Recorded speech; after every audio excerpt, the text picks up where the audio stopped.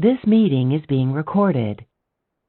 In section 11.3, we're going to look at some other ways to make transformations that now involve changing the length of a carbon skeleton. So we can see that either we could increase the length of a carbon skeleton or decrease the length. So we can break bonds or form new carbon-carbon bonds. So that's what we're going to be looking at in this section here. So add or remove carbons. So far, we've only really seen changes of a functional group, such as changing the location. So we've changed locations of halogens, we've changed locations of pi bonds, things of that nature. So let's take a look here. Say we needed to extend our carbon skeleton from a 4-carbon chain here that is shown to this anticipated product over here, which is now 7 carbon atoms in length. So when we need to add carbons to a carbon skeleton, this will involve a nucleophilic, right, carbon attacking an electrophilic carbon. So let's take a look here and see if we can figure out what's our nucleophile, what's our electrophile. So we've seen some examples of nucleophilic carbons in the past, things like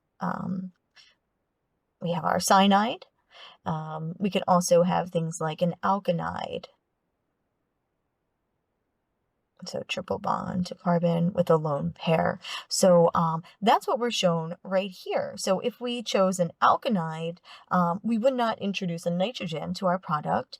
These actually produce compounds called nitriles, which we'll see in later chapters. We could convert nitriles to things like amines, amides, carboxylic acids. But for now, we will focus on this guy right here. This is my alkanide, and that is my nucleophilic carbon. So that will react with an electrophilic carbon. So this is our halogen here. So this site here is my delta positive site, my electrophilic carbon. So this is where the attack will occur. And we see that we have linked these two chains together and formed a new CC single bond right here.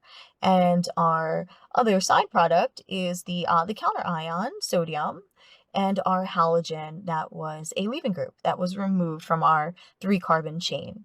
So now we have seen a way to increase our carbon skeleton.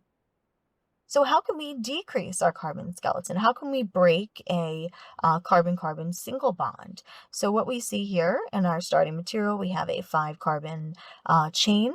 We have a double bond right here. And in the process of ozonolysis,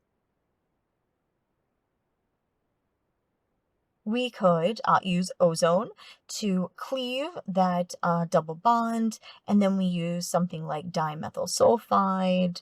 So we have, S, and then CH3 on each side. So we have dimethyl sulfide, DMS, as a reducing agent, and we can accomplish bond cleavage and generation of these two carbonyls where our original alkene was. So that's why we have these color-coded red and blue carbon atoms. So we've created from 5 carbons in our original chain.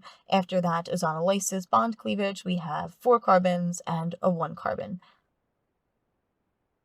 So we'll take a look at more examples of this in the practice problems in this chapter, and then we will continue with section 11.4.